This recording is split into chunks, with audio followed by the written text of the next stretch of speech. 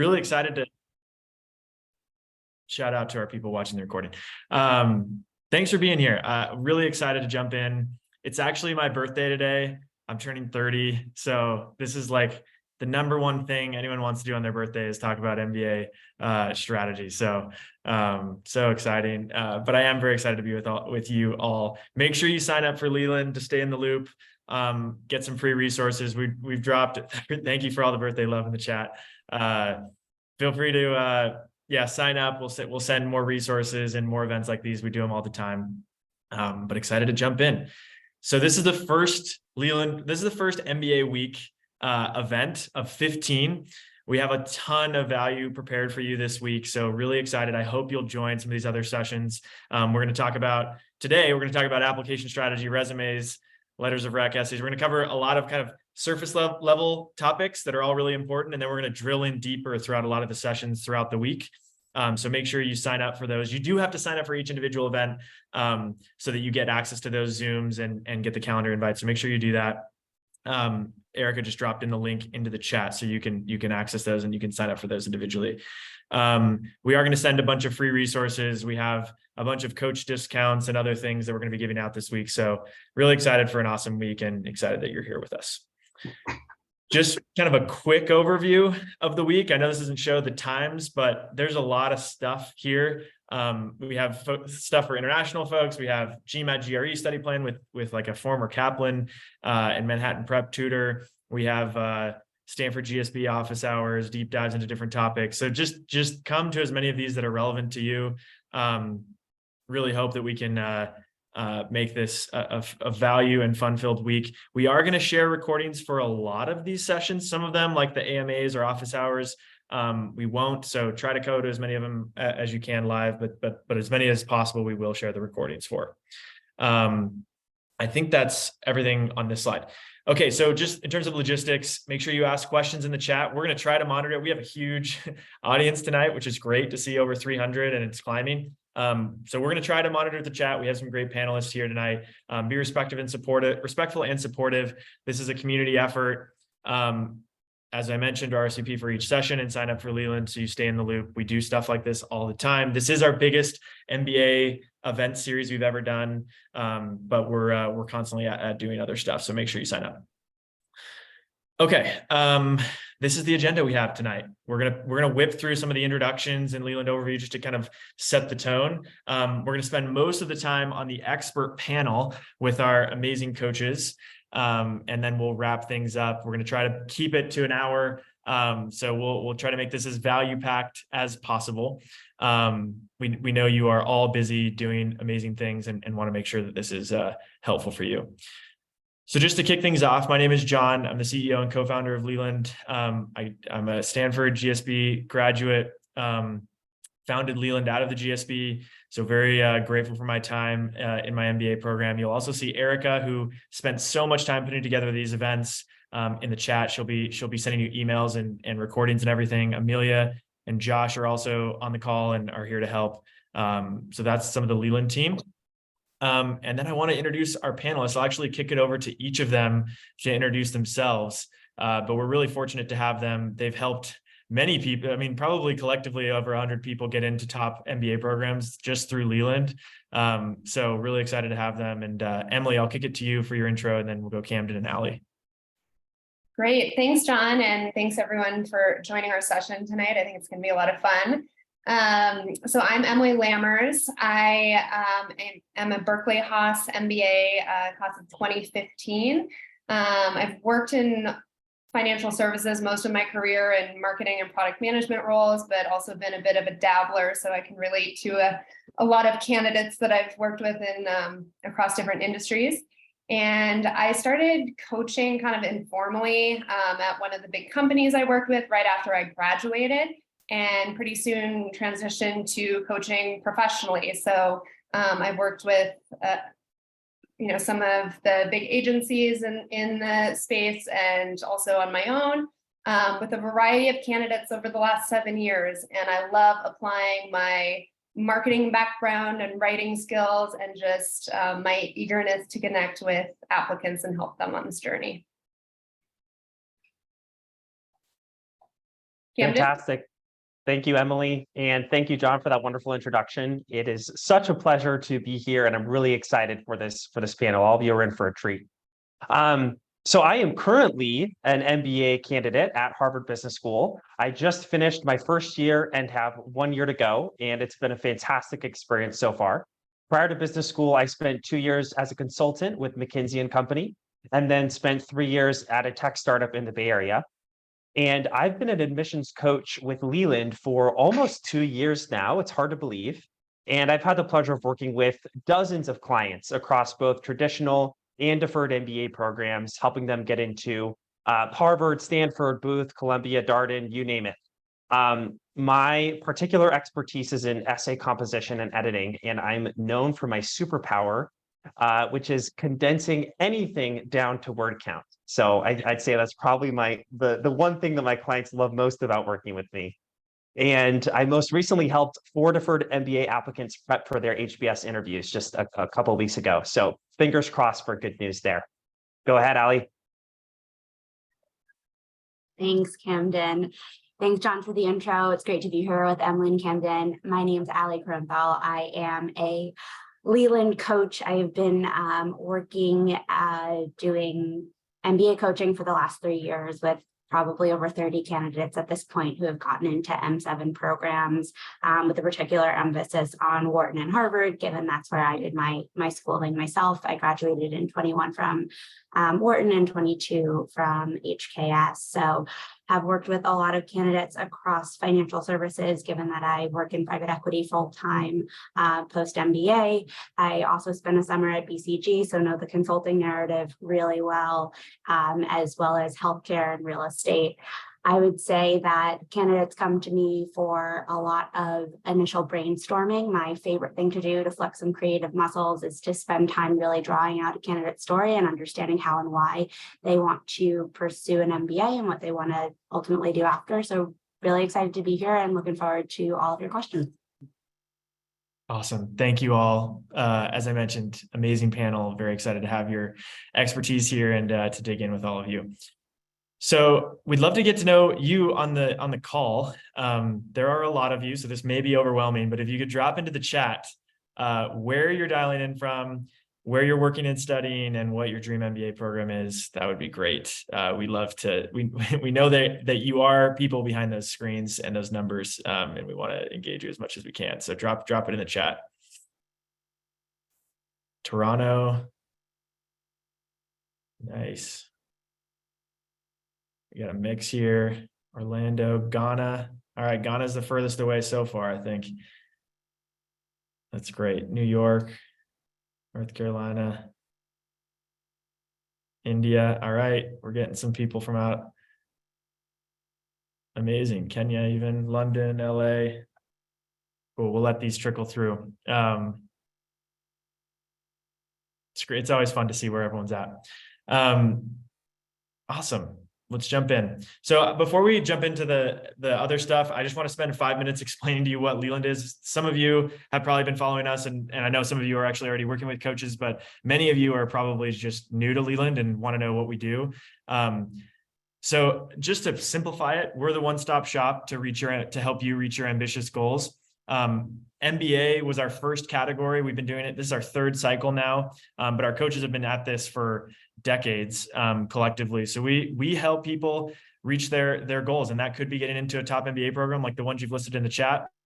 It could be landing jobs in consulting, product management. We even do medical school undergrad. So we do a bunch of different things. We were founded out of Stanford GSB, as I mentioned, VC backed. We're a marketplace business. So we have these amazing coaches that run their own businesses on the platform, and you can find one that fits your budget, fits your background, fits your goals. And then many of them also teach small group classes. There's actually some great classes on the site right now that are live. Yeah, they offer these amazing things to help you reach your goals, whatever that may be. Just to kind of call out one stat that I thought was interesting, when I was at Stanford, I did a survey and found out that roughly 60 to 70% of my GSB class used an admissions consultant. And when I asked how much they paid, oftentimes it ended up being quite a lot of money, which I felt like was, of course, okay, but there's a lot of people that can't afford that. And so a big part of why we're starting Leland is to find you a coach that fit your budget, background, and goals. And that may be a former admissions officer at one of the top programs, which we have, and maybe those are a little bit more expensive. And it may be a current student or someone else that's an admit or a recent alumni. But our goal is to find someone to help you that fits your goals and fits your budget. So we also have a big announcement today, which is a new offering that many of our coaches have been contributing to, and that is Leland Plus. We've actually been testing this for the last several months in just deferred MBA, but we're expanding it to traditional MBA and even some other categories. This is basically a collection of all of the coaches' wisdom in video content, sample essays. We have like 50 example essays from admits from all of the top schools, letters of rec, resumes, coaching discounts as well as a part of this so that you can get access to the coaches in addition to the content. We've been investing a lot of time in this and are actually going to continue to add content to this really every week. So we're doing a discount this week to get access to Leland Plus because it's our launch week and it's MBA week. Highly encourage you to check this out. We'll drop the link in the chat, but it's just an amazing resource and there's so many amazing things to check out and just to help you get started and learn about the process. So encourage you to check that out. We'll send a link out later, but make sure you take advantage of that, especially this week. So I've talked a lot about the product and what we offer. I think the most important thing behind all of this are the outcomes and that real people are getting into their dream programs. So you can see we could have filled 5 of these slides, but there's just some amazing people on these slides. I would imagine some of these people actually worked with the coaches on this call on our panel. And many of these students are actually at these schools today or going there this fall. It's just really fun. Each of them has a unique story. And we really hope that you're the next one. So yeah, just wanted to show you that. One just quick thing. So when you get to Leland, you'll probably see, many of you have already started signing up. You'll get access to this search result where you'll see, a link to Leland Plus, which I just mentioned. You'll see access to different coaching packages. You can filter on things that matter to you. And then you'll see some of the group classes that I just mentioned. You can actually, let's say you're really excited about working with Allie. You could search her name, find her right here, and you can actually send her a message right here to get started, set up a time to chat. So encourage you to do that because these coaches are going to fill up quickly. And many of you are going to be wanting to reach out to them. So definitely encourage you to reach out soon, especially if you're applying round 1. If you're applying deferred or you're applying in the future years, you can definitely reach out now because these coaches fill up, but you can also reach out later. So encourage you to do that. Okay. And feel free to reach out if you have any questions. Let's jump into the meat here. MBA application. There's a lot to talk about. We have GMAT, GRE. We have kind of general application strategy. We have recommendations, extracurriculars, essays, which is just this small word right there, but takes up so much time, resume, interviews, awards, and honors. I'm curious, as you all on this chat think about this process, what stands out as being the most daunting to you? Yeah, we got a lot of tests, interviews, essay. Yeah, I would say the front runners tend to always be essays and tests. And then maybe people until they get interviews and start to get stressed about interviews. Yeah. Recommendations. I personally was super stressed about recommendations. I felt like it was the only thing I couldn't control as a control freak. And the reality is there was actually a lot more that I could do to control it than I expected. Anyways, okay, we'll talk about a lot of these things tonight. And I'm just really excited to jump into the panel. So with that, I'm going to stop talking for a minute and I'm going to kick it over to the panel. Allie, since you went last, let's start with you. From your perspective, what are MBA programs looking for, and how can folks on this call demonstrate the qualities through their application? I know this is a tough, big question, but I'm just curious to get your thoughts. It's a tough, big question, and it's a broad one, and everyone's answer will be different, which is what ultimately creates a wonderful class composition. So I think that in a word, it's contribution, and MBAs adcoms are looking to round out a brilliant class and want to understand. I think Camden used a really great word. What is your superpower? So really taking the time to be thoughtful and reflective of how are you going to be perceived, not only against other folks who might be in your quote unquote swim lane. So whether you're a healthcare private equity person, or whether you're coming from startup land, or whether you're coming from a more non-traditional background like teaching or the nonprofit sector, how are you going to differentiate yourself against the candidates that are kind of a similar background and variety to you? A lot of that has to do with leadership and the ability that you as a young professional have already had on your existing organization. So really thinking through the areas where you've made deep impact and identifying those letter of recommendation folks who can really speak to the anecdotes and validate what you're saying in your application. It's a big question, but everyone on this call has a unique story to tell and can make an amazing contribution to any MBA class. That's great. Anything else you'd add, Camden or Emily, on that? Yeah, sure. I really love how HBS breaks this down on their website. And granted, not every MBA program is going to say they're looking for exactly the same things, but let's be honest, there's a lot of overlap. And the way HBS articulates what they're looking for is 3 categories: habit of leadership, engaged community citizenship, and analytical aptitude and appetite. And the key here is they're looking for evidence of all 3 of those traits in every single applicant, but they're looking for evidence holistically across your application. And so one thing that you want to be strategic about is, which of those traits do you want to emphasize in which areas of your application? For example, analytical aptitude is primarily going to be expressed through your academic experience or GPA, your test scores. If you have quantitative work experience, your essay is not the best place to showcase analytical aptitude and appetite, right?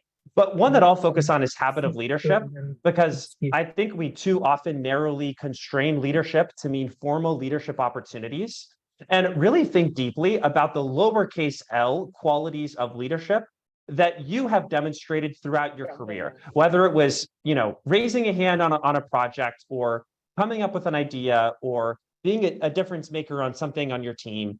And really look for those little stories and anecdotes that you can highlight in your application that show that you were a leader, even when you don't have a formal leader title. That's great. Anything else you'd add, Emily? Yeah, I was going to say I had 3 things, and leadership was one of them. So I think that's been pretty well covered. My other 2 top qualities that I want to elevate that the AdComs care about are teamwork.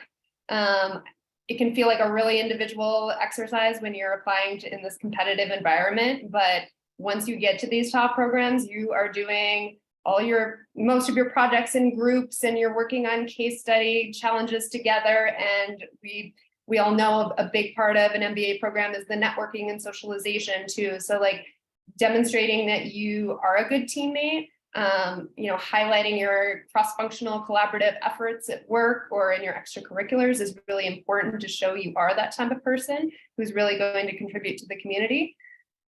And the other one is emotional intelligence.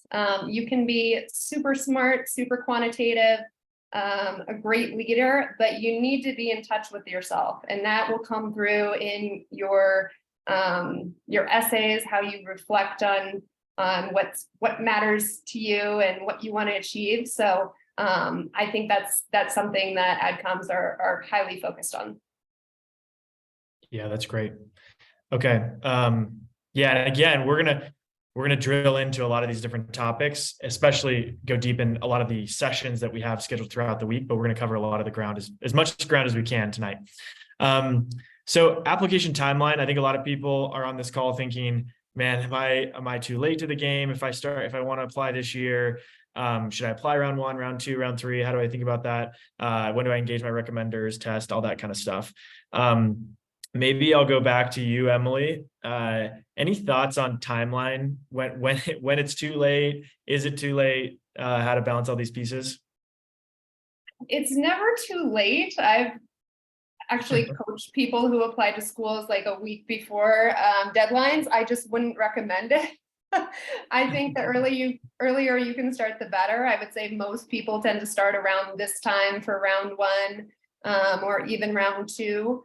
I think the most important thing is to be honest with yourself. Are you going to put in like 10 hours a week to get this across the finish line in 2 or 3 months, or would you rather go the slow and steady approach, do a little bit every week, which I'm sure any coaches you work with or recommenders would appreciate the latter. But it's never too late to start. I would just say the number one thing to consider is make sure you submit the best application you can. So don't rush to round 1 if you're not ready. If your application isn't there, round 2 will be perfectly fine. Round 3 is kind of a different case, but the first 2 rounds don't matter as much in terms of timing. Yeah, that's super helpful. Ali, anything that you'd recommend in terms of like timeline for recommenders or when to start on essays? How do you sequence things? Sure. So sequencing essays in an ideal world, and it depends on how you think and how you reflect in a certain capacity, but in an ideal world, you'd have 3 months. I would say 1 month for just brainstorming and fleshing out your story. That's kind of the applicant strategy part. 1 month for heads down drafting. And you'll notice that there's kind of a flywheel effect. Certain schools ask very similar questions. And then 1 month for editing and going back and refining your story and picking up pieces.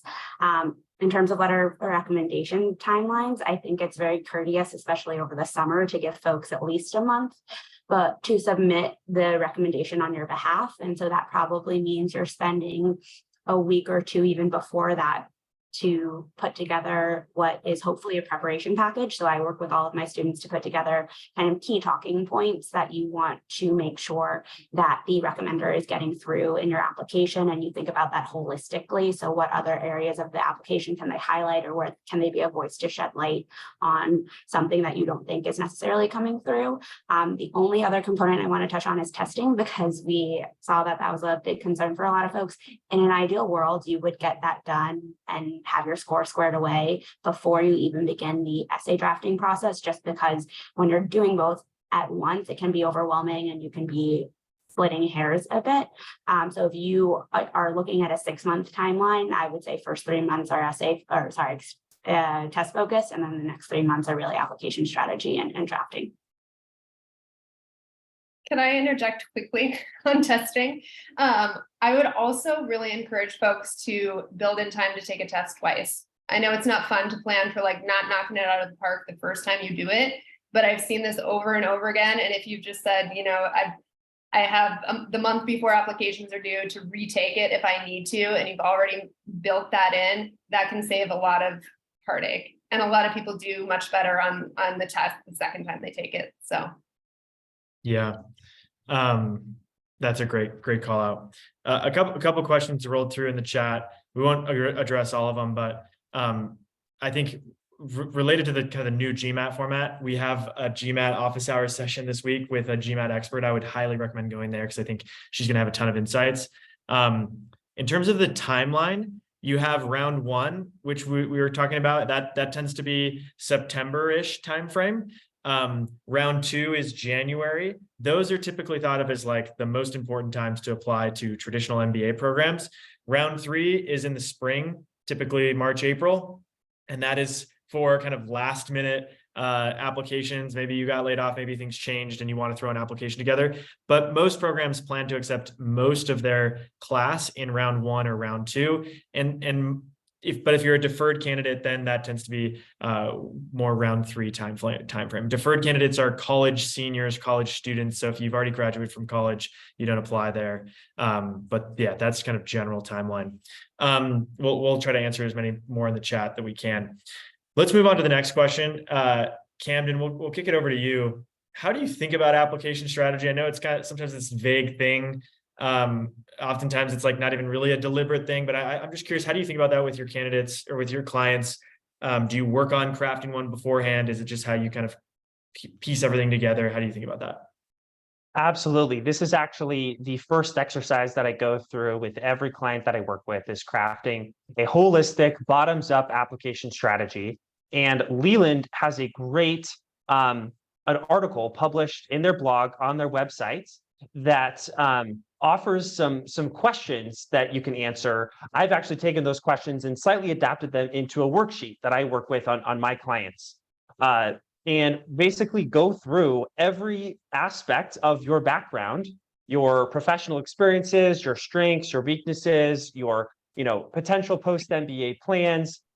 The application strategy, the first exercise is really just like dumping everything you can think of about yourself onto one piece of paper in one place, so that then you can selectively pick and choose and craft and come up with a strategy, a story of how you're going to position yourself as a candidate. And 3 comments that I'll make about that process once you've kind of gotten everything down on paper. One is to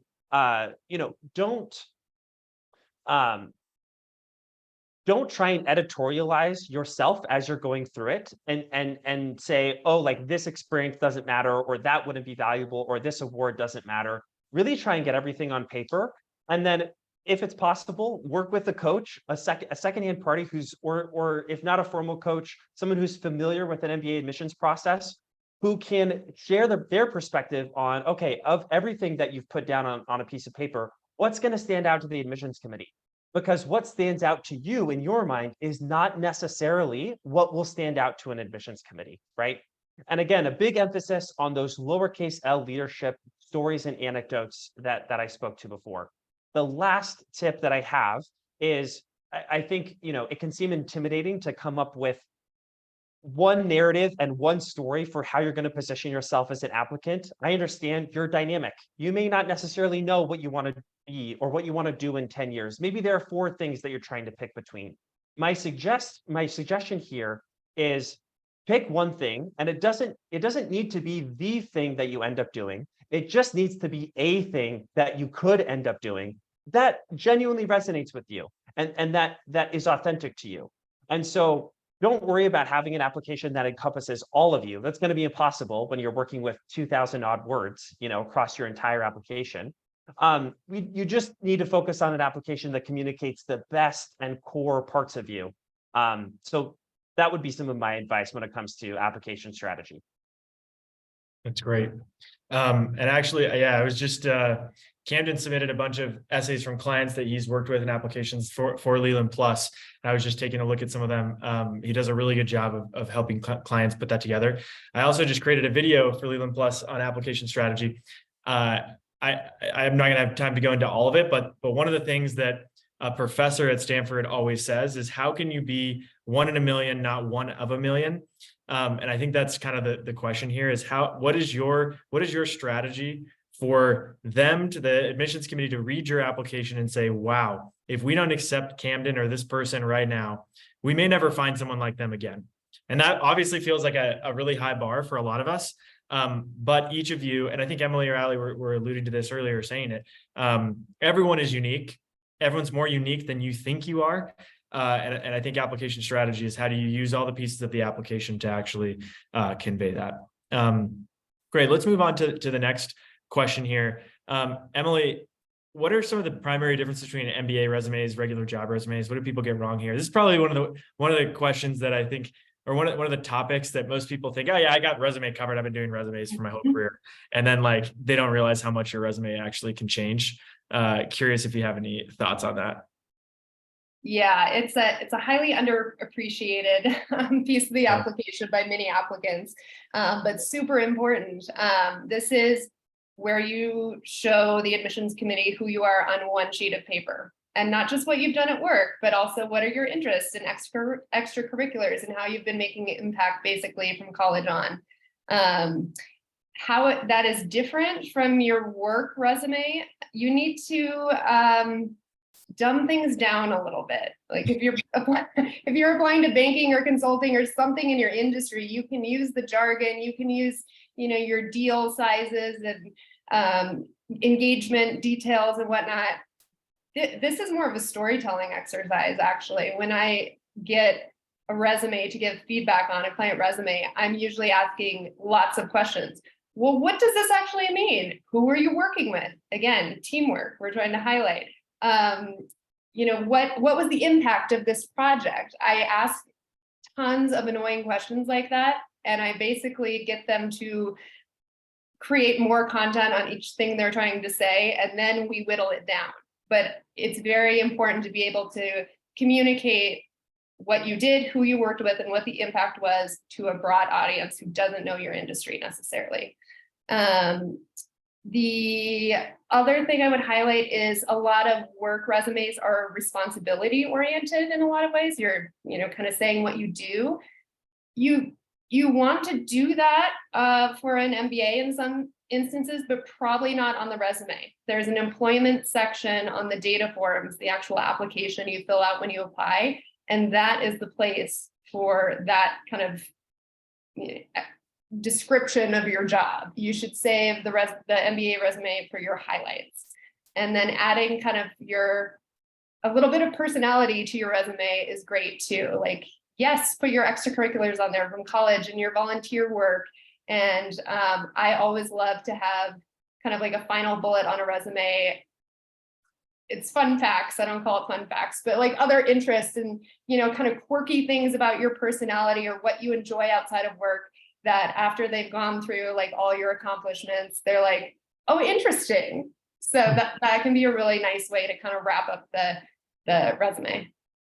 Yeah, that's awesome. Great tips. Allie, anything you would add on MBA resumes? I think those were all really spot on. A couple of things I would add on the resume side. Each bullet should be what you did and what your contribution was, less describing, to Emily's point, the function of the group, but really what was your role and how can you quantify that for me? I want to echo her sentiment and underscore, this is not a technical resume that is going to be received by a recruiter who knows your industry. So make this as plain English as humanly possible. I think another thing to highlight is they want to know who you are and what your contribution is, potentially even outside your immediate team. So did you start an employee resource group? Are you a go-to person on the team to create onboarding materials? What else have you done beyond the scope of your role that you can highlight? I also think less is more, right? Oftentimes we're trying to get down to 8.5 point font and jam everything we can on there. To Emily's point, there are other areas where you can go in and flesh out your job function. And so I think there's a certain amount of white space that actually gets underutilized in resumes. When you think about who's going to review this, it's an admissions committee member who's reading hundreds of these and they're speed reading. So they're also looking for key words. So don't make them guess what your impact was. Highlight teamwork, bullet, and this is the anecdote. Highlight analytical thinking, bullet, and this is the anecdote, is another way you can help cue them into what you are trying to communicate with a particular function or bullet. Yeah, that's great. Oftentimes the screen I like to think about is, why would the CEO of your organization care about what you just put on that resume? I think that helps to kind of up level, to show that you think about things at a higher level. Yeah, you might be an analyst at McKinsey, but you're thinking about things from a firm-wide impact here. It also helps to show, to your point, Allie, that you didn't just show up, and Emily, you mentioned this too. You didn't just show up, you actually initiated things, you led things. And then I think making it kind of just this objective achievement. It's like the one place where you can just list all the amazing things that you've accomplished. Your essays, it gets a little bit more uncomfortable to do that. And I think if your resume is dripping with achievement, it gives you more freedom to explore other topics in your essays. Great, that's super helpful. All right, so let's go to the next section here. Recommendations.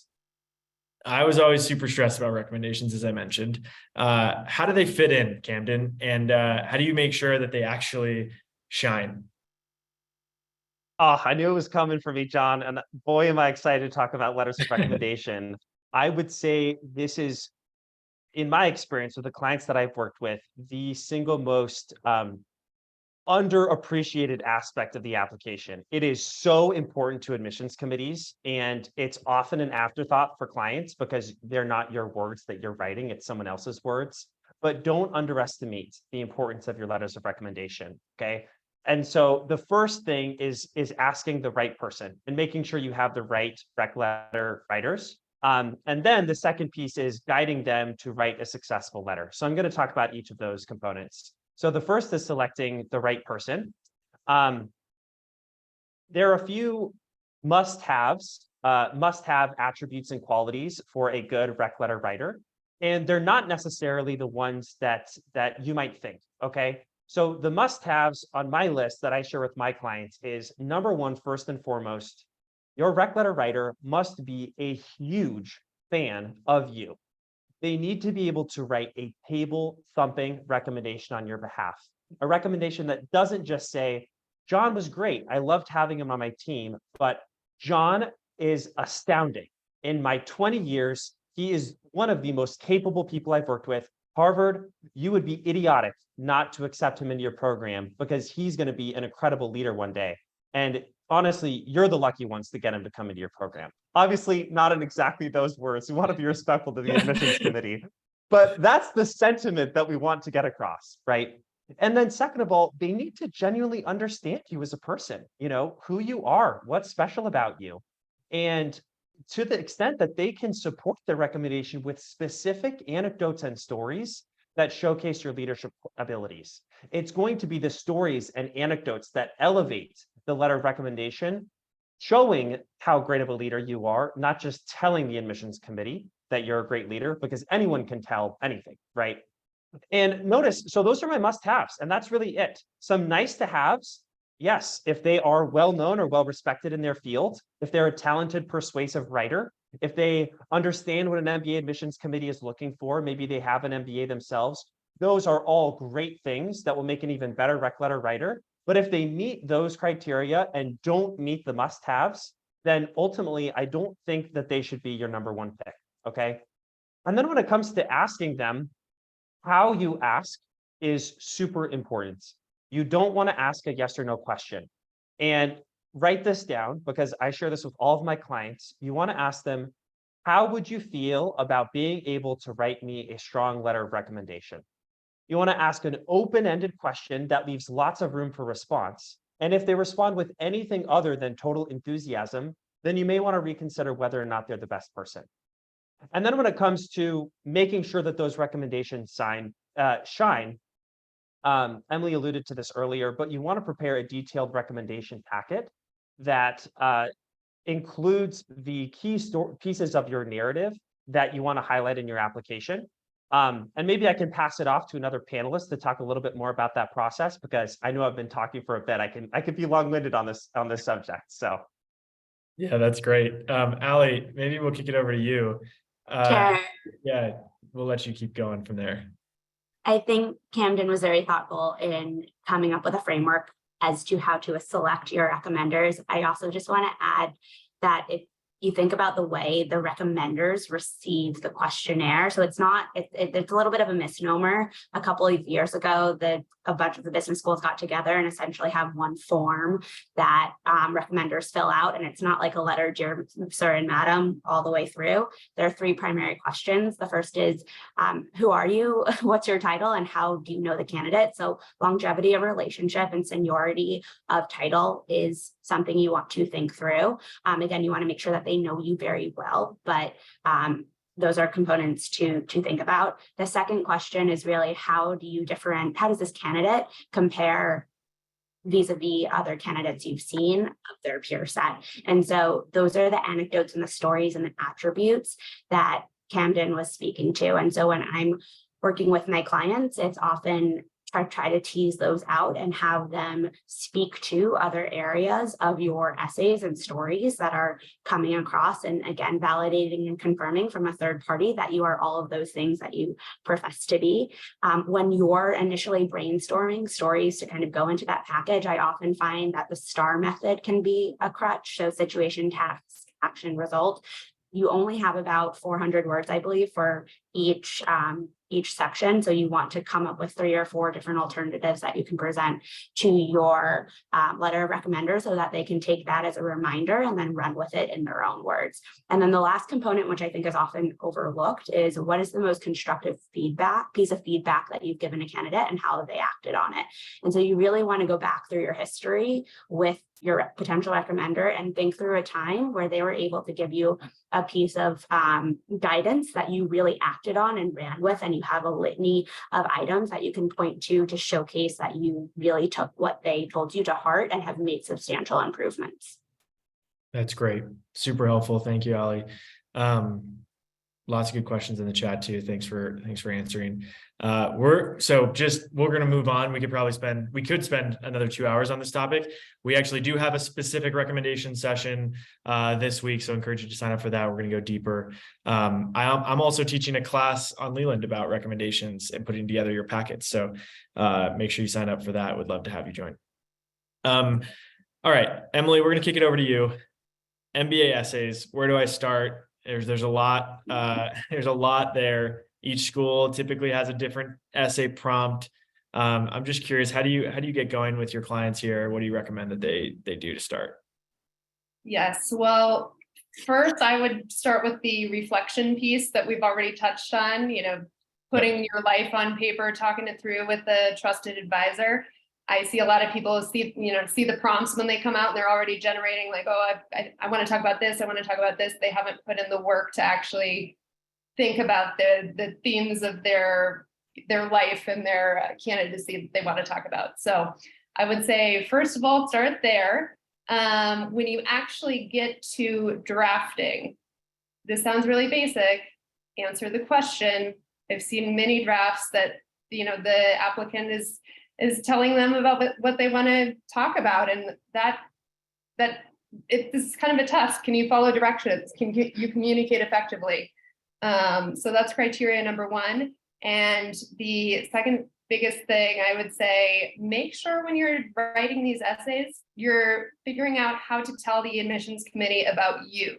I see a lot of drafts that are well written, good content, good information, but I'm not learning anything about the applicant.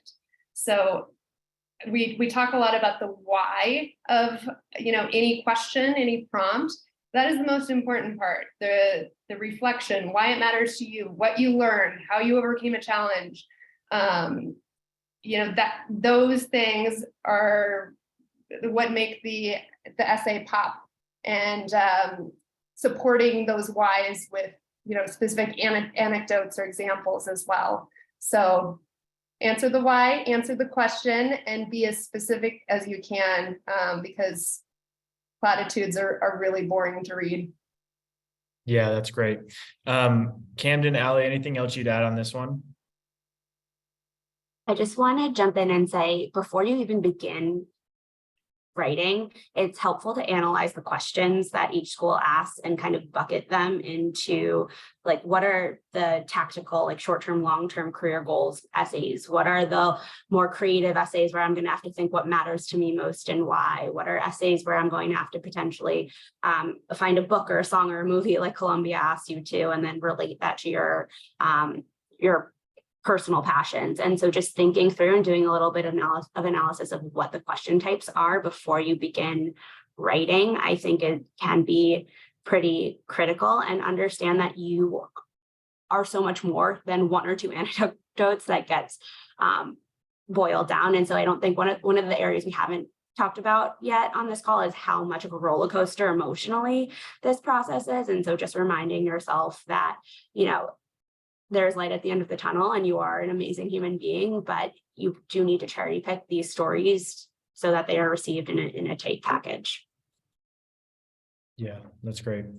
Okay, we're going to keep moving. We also have an essays class, we do have essays classes, but we also have an essay session this week where we're going to go a lot deeper here. We could probably ask 50 questions of these panelists. There's a lot to cover here, and there's kind of different stages. There's brainstorming, there's tearing it up and starting over again. There's drafting, there's polishing. There's a lot of pieces to this. So yeah, I remember that my first few drafts of my essays were so bad. They were so bad. They were like a regurgitation of my resume, and like I was bored just reading my own essays. And finally at like 1 a.m, my wife was like, here's how you can fit it together. And I bounced some ideas off my coach and we worked together. And so you got to give yourself time, because they do take time. Yeah, just to kind of another call out, these coaches are amazing. There was a question in the chat on like, I know you guys work magic. Do you work with everyone? How does this process work? Do you turn people away? I would say on average, like most coaches are genuinely trying to help you be successful, and they'll be honest with you about your shot. And they'll also try to help you find a school that could be a good fit, even if it's not an M7. But I would say you'd be surprised at I would say don't reject yourself. Don't be the ones to reject your own application. Let the school do that. Apply, put your best foot forward, and you'll be surprised at what can happen. A lot of you have already started signing up for Leland Plus, so definitely encourage you to do that. You'll get a lot of example essays, a lot of example stuff that we've been talking about, templates and other things to get you started. So definitely encourage you to do that. All right, we're gonna go over here to Camden. What are some of the common mistakes that you see applicants making during the application process? How can they be avoided? I'll share a couple, and then I'd love to hear from my other panelists because there are certainly so many. One that I often see, which has been alluded to by yourself, John, earlier, is not investing enough time in the introspection process and not developing a clear picture of your own identity and what you have to contribute to an MBA program and what you want to get out of your career ultimately. Those are really deep questions and hard questions to answer. And when I was preparing my applications, I spent hours and hours and hours on walks, just thinking and taking notes and thinking about my past and my background and really trying to reflect deeply on who I was and, what was my story that I wanted to tell.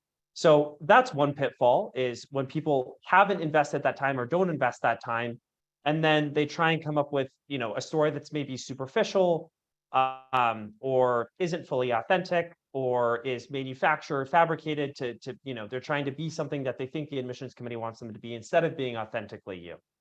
And then a second common mistake that I see on the other end of the spectrum, I'm going to give you a super tactical one, is worrying about word count too early.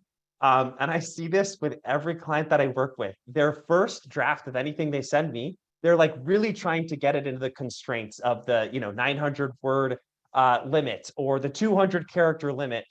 And my advice is always, for your first draft, pretend like the limit doesn't exist, right?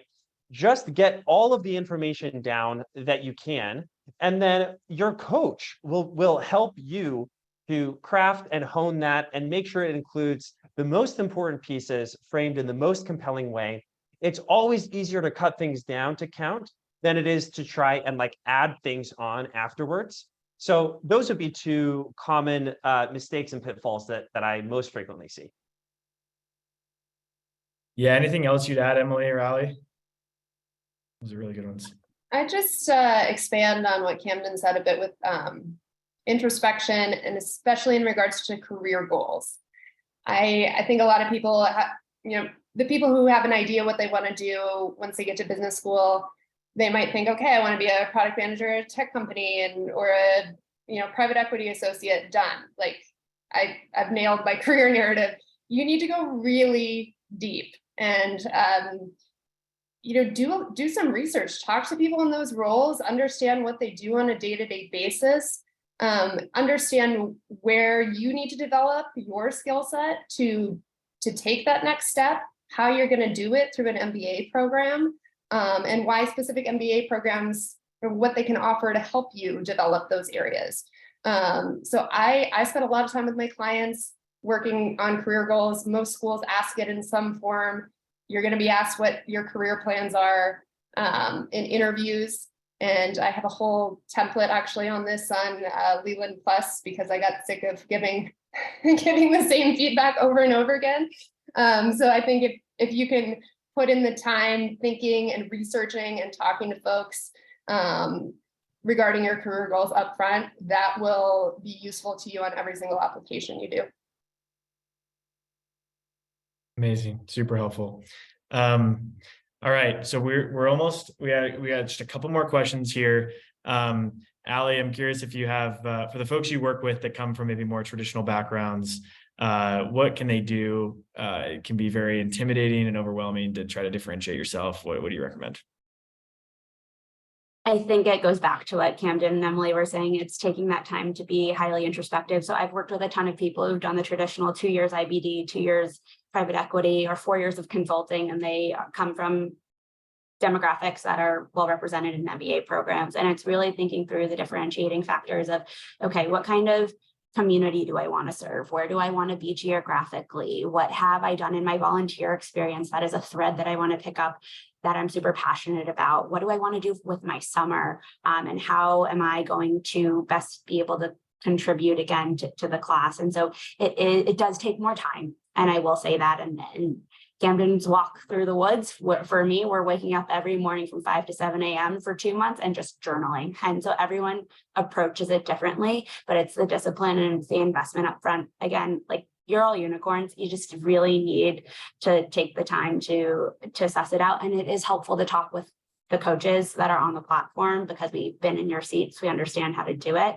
Moreover, go to the rest of the sessions this week. There are so many people who have very different perspectives than the three of us. And I think you'll really benefit from hearing all of those conversations. Yeah, those are great tips. Okay, we're going to keep moving because we're running out of time here. Emily, I'm curious if anyone has like a specific weakness. We've had some questions in the chat that are like, everything's great except for my GPA is bad, or like, what, this specific thing that's glaring. What do you recommend for folks in those positions? So there are some things you can address, like, if you don't have a lot of quant experience or your grades aren't good, you can take an extra quant class. You can, perform hopefully well on the GMAT or GRE, or, I guess there's that bucket you can do something about. The bucket you can't do something about, you have a low GPA, you got a DUI, you got fired from a job. So, like, I've seen a lot of these. And the best thing you can do is not leave the AdCom wondering, like, what, that looks shady. What's up with that? Why is it, so this is where the optional essay comes in. Every school has one in some form, and it should be just a quick explanation. My GPA isn't as high as I would like it to have been. I was dealing with a family sickness, or I was playing a varsity sport, or you don't want to make excuses. You just want to give context. And sometimes you have to say, I didn't apply myself as much as I should have. I was focused on the wrong things. You just have to acknowledge it, own it, and then tell them why that's not going to be an issue when you're in business school. I've demonstrated my aptitude in these ways since then, and I will continue to build on that in business school. But don't just leave it out there and not address it. That's the worst thing you can do. Yeah, that's a great tip. Just ownership, like extreme ownership on everything. And recognizing that they're not going to let you in because you have no weaknesses, but they're going to let you in because you spike and you have certain strengths that are special. That's great advice. Okay, we're going to wrap this up with a final advice, which is always hard because there's like a million pieces of advice. Camden, maybe we'll start with you. What's your final advice for folks on this call applying to MBA programs? Wow, ending with a tough question, John. I would say don't be a brochure human. There's a great quote from Carla Cohen, a former director of admissions or associate director of admissions at HBS, who says they see a lot of brochures of humans. And what that means is they don't see an application in which there's real depth and humanity, and they feel like they get to know you as a person. So don't be afraid, especially in your essay. And in the right essay, let's say a personal statement essay, don't be afraid to share those experiences and stories where you've grown, where you've learned, where there's been a transformation, where your perspective has changed, right? Don't be afraid to show vulnerability. You want to show the human aspect of yourself, and not, yes, you want to showcase your accomplishments and how amazing and professional you are, but you also want to show the kind of person and human that you are.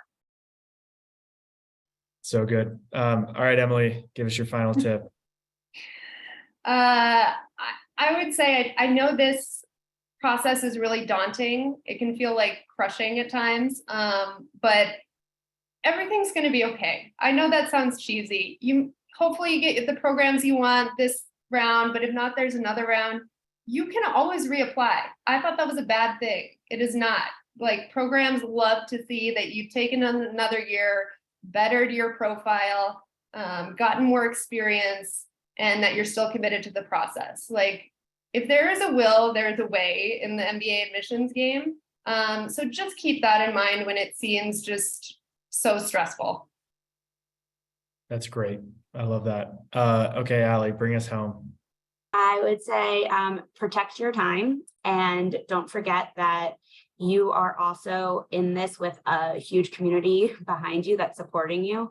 And so your parents, your friends, your partners, this will also take a toll on them. And remember that they are there to support you and cheer you on. But this is the time to call in all of those chits you had with former managers, with former coworkers who are alums at these schools, and really just lean on your community and know that an even greater opportunity to expand it awaits you once you're into one of these programs. So good. This was awesome. You guys are great. Can we give just like a round, not a round of, maybe a silent round of applause, but some love in the chat for these amazing panelists. So many good tips. I feel like I've done a bunch of these and I learned a lot tonight. So thank you for taking time out of your evenings, Emily, Camden, and Allie.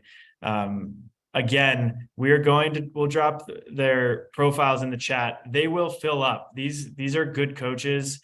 They are the best. Please reach out to them early, get them on your team, and make sure that you have, as Allie mentioned, the community you need to be successful here.